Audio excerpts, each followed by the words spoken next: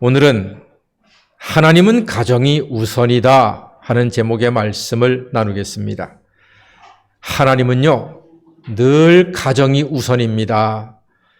왜냐하면 가정이 온전해야지만 공부도 잘 되고 직장 생활도 잘하고 교회도 평안하고 나라도 좋고 세상도 좋아지기 때문입니다. 가정이 평안해야 됩니다. 제가 고등학교 3학년 때 저희 어머니가 몸이 아프셨어요. 아마 제 기억으로 심장 쪽이었던 것 같은데 뭐 대학병원을 가고 약을 먹어도 소용이 없었습니다. 그래서 너무나 아프시니까 저는 고3 때 저희 어머니가 돌아가신다고 생각했습니다. 그래서 늘 막 울면서 기도했습니다. 너무 아프시니까 고3인데 공부가 안 돼요. 친구들하고 노는 것도 재미가 없어요. 엄마 걱정해. 우리 엄마 아프면 안 되는데, 우리 엄마 돌아가시면 안 되는데, 그렇게 기도도 참 많이 했어요. 그런데 나중에 한 6개월쯤 아프신 다음에 엄마의 병이 나으니까 얼마나 감사하고 좋던지요. 저희 아버지도 아마 그 뒤부터 하나님을 잘 믿게 되시는 것 같았어요. 금요 철야 산기도에다가 주일 예배도 1부 예배, 2부 예배 다 드리시고 찬양 예배까지 정말로 열심히 예배 드리시더라고요. 사랑하는 여러분, 여러분의 가정이 모두 다 영육간에 건강하시고 평안하시고 하나님이 주시는 천국의 기쁨을 이 땅에서 맛보는 천국 가정 이루시기를 주의 이름으로 간절히 축원합니다. 가정이 그렇게 중요합니다. 하나님께서는 에덴 동산을 만드시고 아담과 하와를 소개팅 시켜 주셨어요. 근데 첫눈에 반해가지고 두 사람이 결혼을 했네. 그래서 아름다운 가정을 이루었습니다. 하나님은 가정이 우선입니다. 하나님이 먼저 소중하게 여기시는 거예요. 가정은요, 세상의 뿌리와도 같은 존재입니다. 가정에서의 관계가 좋아야지만 사는 게 재미가 있습니다. 맨날 부부싸움 해대고 나면은 밖에 나가서 기분 좋게 일 못합니다. 부부싸움 아침에 대판하고 교회 와서 예배드리면 은혜가 됩니까? 안 됩니다. 교회 오기가 싫어지는 걸. 가정이 편안한 것이 그렇게 중요합니다. 저는 목사인데 목사이기 이전에 남편이자 아빠로서 잘 서고 남편으로 성공하고 아빠로 성공하는 것이 우선순위입니다. 제가 집안은 개판 만들어 놓고 예배하고 말씀 전한다 하면 그게 은혜가 되겠습니까?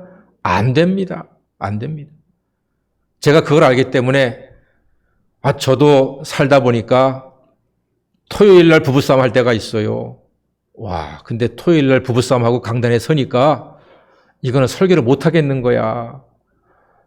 부부싸움을 했다는 건 뭐예요? 손바닥이 마주쳤다는 거잖아요. 지나 나나 똑같으니까 싸움질 하는 거지. 그래 놓고서 강단에 서가지고서 사랑하세요, 희생하세요, 순종하세요, 화평을 만드세요. 이 설교를 못 하겠는 거예요. 그래서 부부싸움 하면은 특히 토요일 날 부부싸움 하면은 저는 제가 먼저 머리 숙입니다. 미안합니다. 죄송합니다. 잘못했습니다. 그래가지고 화해를 해야지만 제가 강단에서 설교를 할 수가 있어요. 우리 아이들이 앞에 안 설교를 듣는데 부부싸움하는 아빠가 설교한다? 그게 은혜가 되겠습니까, 여러분? 안 되는 거예요. 가정이 평안한 게 우선입니다. 저는 매년 5월 달에는 가정에 대해서 설교를 합니다. 제가 아는 한 오늘 우리가 읽은 베드로전서 3장 말씀이 가정에 대한 최고의 말씀입니다. 이 말씀을 발견한 이후로는 제가 5월 달 두 번째 주일에는 이 본문 가지고 말씀을 전합니다. 더 좋은 가정에 대한 설교가 있으면은 그때는 이제 다른 본문 하겠지만 하나님은 가정이 우선이고요. 가정의 중심은 부부입니다. 부부관계가 제일 중요합니다. 그래서 오늘 이 말씀을 통해서 아내는 어떻게 해야 되는지, 남편은 어떻게 해야 되는지, 긴 말씀도 아니에요. 몇 가지밖에 안 됩니다. 우리가 같이 이 말씀을 통해서 이게 아내의 역할이구나, 이게 남편의 역할이구나 배워서 오늘 말씀처럼 복된 가정을 세워가시는 하나님의 자녀가 다 되시기를 간절히 소망합니다. 자, 먼저 하나님께서는 아내들에게 말씀합니다. 남편에게 순종하라 이렇게 말씀하고 있습니다. 남편한테 뭐 하라고요? 순종하라고요. 에게 무슨 순종이 지금 어느 시대인데 꼰대 같은 소리 하고 있느냐, 이렇게 기분 나빠하지 마십시오. 남편에게 순종하라 하는 것은요, 양이 목자에게 의지하듯 의지하라는 말입니다. 순종은 노예 같은 복종이 아니라 남편에게 의지하라는 말입니다. 여자는 나이가 들면 많이 변합니다. 목소리는 괄괄해지고 허리는 굵어지고 팔뚝은 세지고 손바닥은 소뚜껑만 하다고 남편 휘어잡으려고 하지 마세요. 남편 휘어잡지 마세요. 오늘 성경은 말합니다. 남편에게 의지하듯 순종하라 이렇게 말씀하고 있습니다. 왜냐하면은 그렇게 함으로써 남편을 높이게 되고 남편이 구원을 받기 때문이라고 성경이 말씀합니다. 그렇구나. 여러분, 아내가 남편에게 순종함으로써 남편이 구원받는 놀라운 역사가 여러분 가정에 그대로 응하게 되기를 간절히 소망합니다.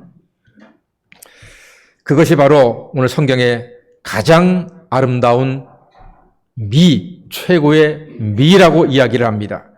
남편을 의지하고 높여서 남편이 구원받는 것, 이것이 최고의 아름다움이라는 것입니다.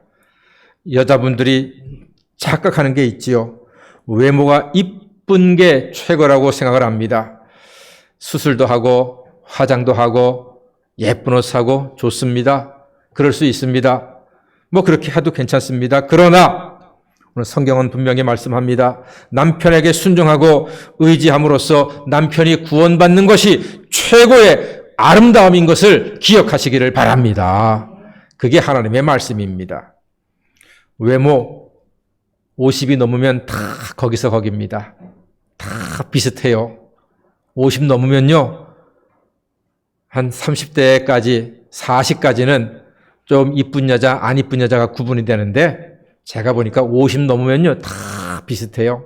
그러니까 그 외적인 거에 너무 목숨 걸지 마시고 남편께 순종하고 그 남편이 구원받고 가정이 평안함으로 말미암아 아름다운 여인이요, 아름다운 가정이요, 하나님께 영광 돌리는 아름다운 믿음이 됨을 기억하시기를 바랍니다. 그래서 여러분들께 부탁드립니다. 우리 여자분들, 아내분들 한번 따라해 보시기 바랍니다. 남편을 하나님처럼 섬기자. 왜 이렇게 목소리가 기어 들어갈까? 남편을 하나님처럼 섬기자는데, 여러분 남편을 하나님처럼 섬기십시오. 무슨 목사가 그런 말 하느냐? 제 말이 아니라 하나님 말씀에 돼 있다니까요. 아브라함의 와이프 사라가 성경에 이르기를 남편을 아브라함을 주로 섬겼다 했습니다. 주로 불렀는데 그 결과가 남편도 열국의 아비가 되고 본인은 열국의 어미가 되어서 하나님의 큰 복을 누리게 되었음을 기억하시기를 바랍니다. 그러므로 여러분, 남편을 하나님처럼 섬기십시오. 아무것도 해가 되지 않습니다. 남편을 하나님처럼 여기고 사랑하십시오. 남편이 술 좀 먹고 들어왔다고 거기다가 대고 바가지 긁어대고 맨날 술만 퍼마시느냐고, 집안 좀 돌보라고, 그 술값이 도대체 얼마인 줄 아냐고 막 뭐라 그러지 마시고요. 아이고, 우리 남편께서, 우리 주님께서 한잔하고 오셨구나, 얼마나 속이 답답하면 저러실까, 속 쓰리시겠네, 여보 여기 황태 해장국 준비했어요, 드세요. 이런 마음으로 섬기세요. 괜찮습니다. 남편 술 한잔 하신다고 막 바가지 긁어대지 마시고 섬기세요. 괜찮습니다. 오늘 성경 말씀이 분명히 얘기합니다. 남편께 의지하고 남편에게 순종하는 사람은 하나님께서 그걸 기쁘게 여기셔서 그 가정을 구원에 이르게 하는 아름다운 일이라고 성경이 분명히 말씀하고 있습니다. 그러므로 우리 사랑하는 성복교회 성도님들 가정마다 아내가 남편을 섬기고 순종하고 의지함으로써 남편을 그렇게 잘 섬김으로써 남편도 빛나고 아내도 빛나고 그 가정이 복을 받는 놀라운 은혜가 넘치게 되기를 주의 이름으로 축원합니다. 그리고 하나님께서는 남편들에게도 말씀을 하십니다. 남편들은 7절 한 절만 새기면 됩니다. 1절부터 6절까지는 여자들에게 주시는 말씀이고 7절 한 절만 남자들에게 주시는 말씀입니다. 그럼 그렇지. 남자는 흠이 없으니까 한 절이면 되고 여자는 흠이 많으니까 6절이나 말씀하시는 거겠지? 아닙니다. 하나님이 그럴 만한 이유가 있습니다. 여러분, 왜 하나님께서는 여자들에게 6절씩이나 말씀하시고 남자에게는 한 절만 말씀하실까요?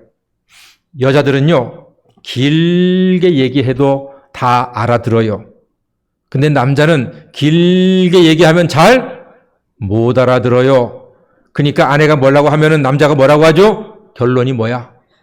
결론만 말해. 남자들은 길게 얘기하면 못 알아듣거든요. 여자는 길게 얘기해야지만 알아들어요. 처음부터 시작을 해야지만 결론이 나오는 거예요. 여자들이에요. 남자들이 그걸 이해하셔야 돼요. 아내가 전화 오래 하고 친구 만난다고 막 뭐라 그러지 마세요. 그럼 무식한 남자예요. 여자들은요, 점심 먹고 친구 만나가지고서 카페에서 3시간 동안 수다를 떤 다음에 헤어지면서 뭐라고 하죠? 자세한 건 밤에 전화하자. 밤에 11시까지 또 2시간 동안 전화를 해요. 남편이 뭐라 그러니까 잠 좀 자자 하니까 전화 끊으면서 뭐라고 합니까? 긴 얘기는 내일 만나서 하자. 여자는 그런 존재예요. 남자가 그걸 이해하셔야 돼요. 여자는 길어야지만 서론과 본론과 결론이 연결돼야지만 마음에 감동이 되고 이해가 되는 존재들이에요. 그러니까 하나님께서 오늘 6절까지는 여자에 대해서 길게 말씀하시잖아요. 하나님이 다 아시니까 그래요. 남자는 결론이 뭐야? 자, 결론만 얘기하겠습니다. 여러분, 남자분들 따라하시기 바랍니다. 아내와 동거하자. 예, 남자들 왜 이래요? 아내와 동거하자는데 뭐 딴 여자 있습니까? 소리가 왜 기어 들어갑니까? 다 같이 아내와 동거하자. 예, 아내와 동거해야 됩니다. 여러분 이거 기억하십시오. 대단히 중요합니다. 아주 간단하죠. 아내와 동거하자. 아내와 동거하는 게 남편들이 하나님께 복을 받는 길입니다. 남편들은 이렇게 쉽게 얘기해야지만, 분명히 얘기해야지만 알아먹습니다. 다른 여자와 동거하지 말고 아내와 동거해야 합니다. 더 긴 말이 필요하지 않습니다. 아내와 동거해야 되는구나. 아내와 살아야 되는구나. 아내와 살림살이를 해야 되는구나. 아가서 2장 2절에 보면은 기가 막힌 말씀이 나와 있어요. 다른 여자는 가시나무고 내 아내만 백합화라 그랬어요. 다른 여자는 무슨 나무라고요? 가시나무예요. 가시나무는요, 그늘도 없어요. 기대지도 못해요. 힘이 없어서. 그런데 가시가 많아가지고 팍팍 찔려서 피가 나고 옷이 찢어지는 게 가시나무예요. 다른 여자가 무슨 나무라고요? 가시나무예요. 가시나무예요. 사랑하는 여러분, 특히 남자분들 꼭 기억하세요. 다른 여자들은 가시나무입니다. 드라마 보면은 와이프 놔두고 다른 여자하고 재미있는 시간 보내는 남자 있잖아요. 그럼 그 시간 얼마나 달콤해요. 얼마나 좋아요. 막 판타스틱하고 너무 좋죠. 그러나 결과가 어떻습니까? 100이면 100! 가시나무에 찔려서 살이 찢어지고 가정이 찢어지고 부부관계가 찢어지고 인생이 찢어지고 다 찢어지고 말아요. 성경 그대로예요. 다른 여자는 가시나무고 내 아내만 뭐라고요? 백합화예요. 물론 백합화가 좀 큰 백합화도 있고 작은 백합화도 있고 그렇지만 백합화는 백합화예요. 내 아내만 백합화예요. 하나님께서 우리에게 분명히 말씀하셨습니다. 그러므로 사랑하는 남자 여러분들, 성경대로 아내와 동거하시고 아내에게 충성하시는 하나님의 남편 되시기를 간절히 소망합니다. 충성은 아내에게만 하셔야 합니다. 한 가지만 더 말씀드리겠습니다. 오늘 성경 그대로입니다. 다 같이 남자분들, 아내를 귀하게 여기자. 아내를 귀하게 여기셔야 합니다. 귀하게. 그렇습니다. 아내는 연약한 그릇이기 때문에 함부로 대하지 말고 귀하게 대하셔야 합니다. 고맙잖아요.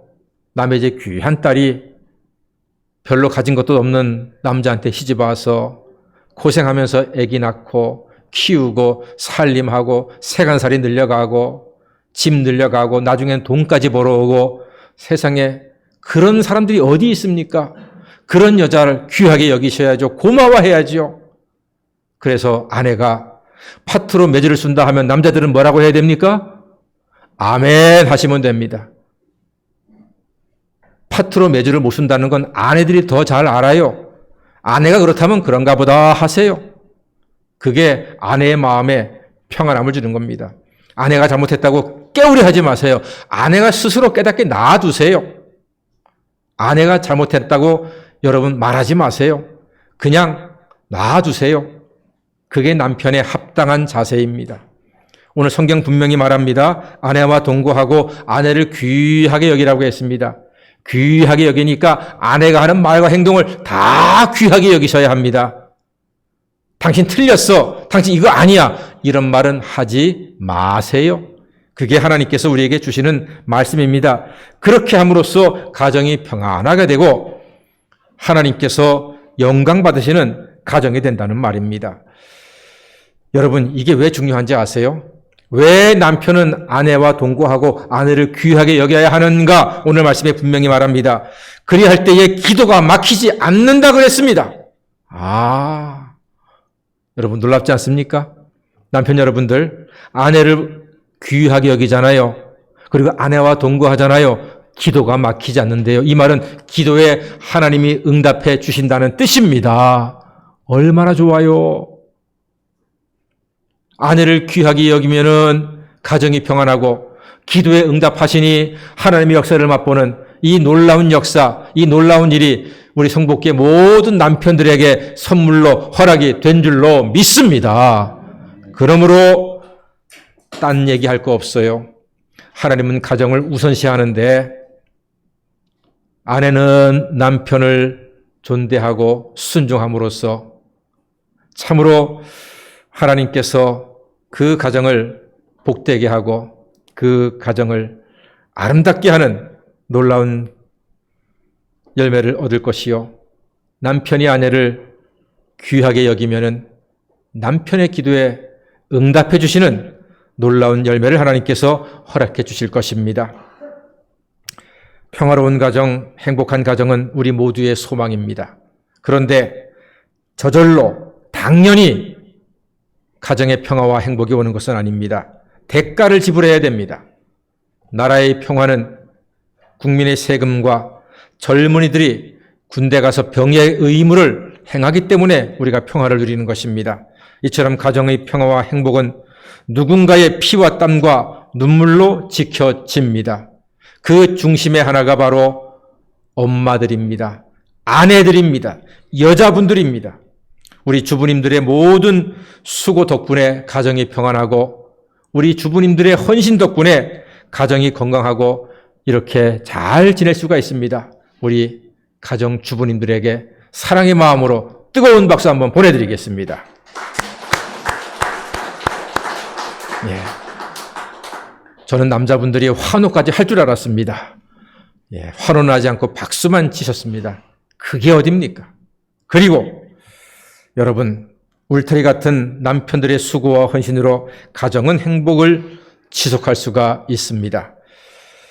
남자들, 가장들도 남모르는 눈물과 수고를 다 하고 있습니다. 여자분들 모르시죠? 남편들이 마음 더 약해요. 근데 자존심이 있어가지고 가족들 앞에서는 울지 않아요. 혼자서 웁니다. 퇴근길 차 속에서 혼자 울고 눈 다 마른 다음에 올라와서 아무 일 없는 척 이야기하는 게 남자들입니다. 힘들고 괴롭지만 당장에 때려치고 싶지만 아내와 자식들을 위해서 묵묵하게 눈물 삼키면서 일하는 게 그게 남자들입니다. 우리 성복의 남자들을 위해서 사랑의 박수로 격려 한번 하겠습니다. 감사합니다. 우리 박수를 받으신 주부님들 그리고 가장들 하나님의 은혜 가운데 참으로 복되고 아름다운 이 5월 가정의 달의 주인공으로서 우리 모든 주부님들과 가장들을 통해서 가정을 축복하시고 하나님의 은혜를 풍성히 누리는 아름다운 계절 되시기를 주의 이름으로 간절히 축원합니다. 아멘. 기도하겠습니다. 가정을 우선 사랑하시는 하나님 아버지, 성복의 가정마다 아내는 남편에게 순종하여 구원을 이루고 남편은 아내를 귀하게 여겨 기도 응답의 기쁨을 누리는 행복한 가정들이 다 되게 하여 주시옵소서. 예수님의 이름으로 기도드립니다. 아멘.